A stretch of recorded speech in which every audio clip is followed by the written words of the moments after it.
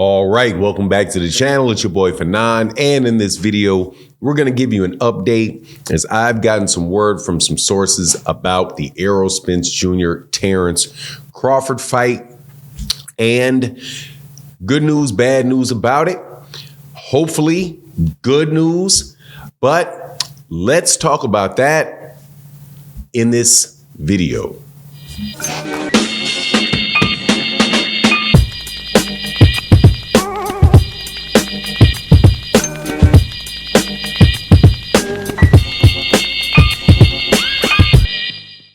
All right, welcome back to the channel. It's your boy Fanon, and in this video, we're going to be in the 154-pound division, where Errol Spence Jr. and Terence Crawford have a rematch coming up from their fight that took place in July of this year, July 29th. And it appears as if the rematch is still headed towards going on, but will be delayed for several reasons. At least that's what I'm being told as I inquired into it. And it very well may have had something to do with why Terence Crawford was ultimately stripped of the IBF belt. Now, before I get into that, though, let me welcome you back to the channel. If you are new to the channel, please accept my invitation to hit the subscribe button, hit the bell icon so you can be notified of when we release more videos. And if you're a longtime subscriber and supporter of the channel, thank you so much for your continued support. So here you go. Basically, what the deal is that because this is what I've been told. Now, take it with a grain of salt. Again, I am not a boxing journalist. I do not consider myself to be a boxing journalist. I just have a fan forum where we talk about news. We talk about the news that comes out and the things going on in the sport. And this is one of the more major things going on in the sport, and it's having a lot of ramifications throughout the 154-pound and 147-pound divisions. As you know, those are really talent-rich divisions. And but there has been really two fighters that have really been at the top of those divisions over the last couple of years, or the last 5 or 6 years, really. And that is Errol Spence and Terence Crawford.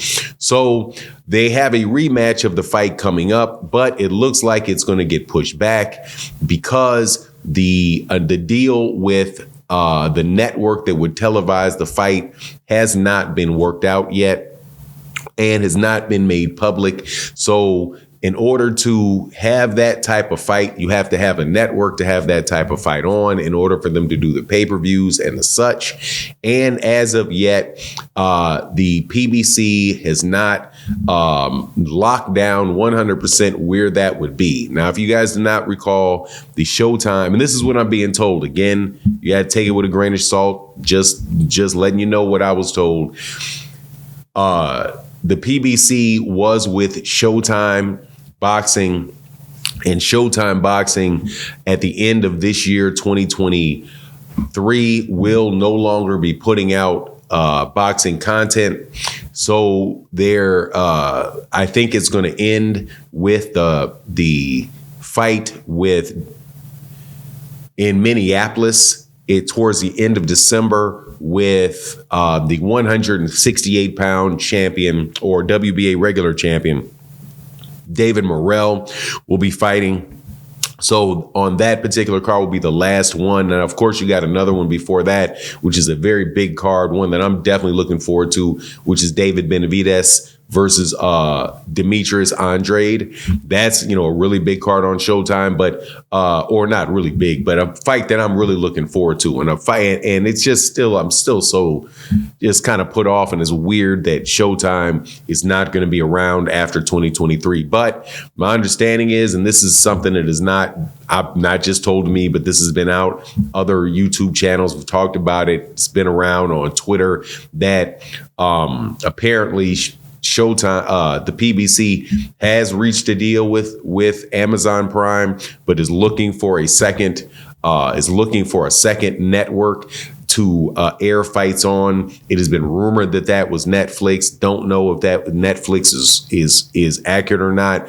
But since they have not done that, and we are walking up on December 2 weeks from now, it's going to be December. That original fight between the two of them was supposed to be for February. So December and January is 8 weeks. We would pretty much be like somewhere around 12 weeks away from that fight. So apparently that is going to get pushed off of the February target date that had been reported before. And the ramification of that is that, or the evidence, anecdotal evidence of it, or what is the best type of evidence? Circumstantial evidence of this is the stripping of Terence Crawford of his IBF title, because they wanted him to defend the title against Jaron Ennis, but since his fight with his rematch, contractually mandated rematch with Errol Spence Jr. is not set yet, then they don't know when that fight was going to take place, so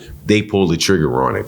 Now, my thing on it is this: as far as the fight getting pushed back, if anything, I think that will probably work for Errol Spence Jr., but not in such a major way that I'm going to say, okay, I favor Errol to win that rematch. Terence Crawford is a very, very good fighter, man.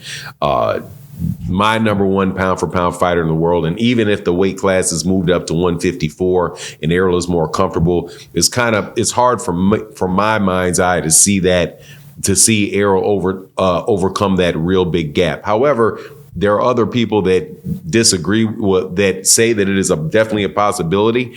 And one of those guys is Robert Garcia, who is the former trainer of Mikey Garcia, world-class trainer. When he was asked about the fight between the two, he said, yeah, man, they should make the fight because you never know. At 154 pounds, Errol could be a completely different fighter because of all the problems, because he's not going to have to deal with all of the problems that he had to deal with at making weight and the weakness associated with making weight at 147 pounds. But at the end of the day, look, I just want to see the fight. I hope that the fight is made sooner than later, and that we don't have a long time, waiting for it. Also, just with boxing in general for the beginning of next year, you have guys like Gervonta Davis who we're looking to see when he's going to fight next. Jermell Charlo, when Jermell Charlo was going to fight next. You have Tim Tszyu, Deontay Wilder, even though my understanding is Deontay Wilder is talking about fighting on a card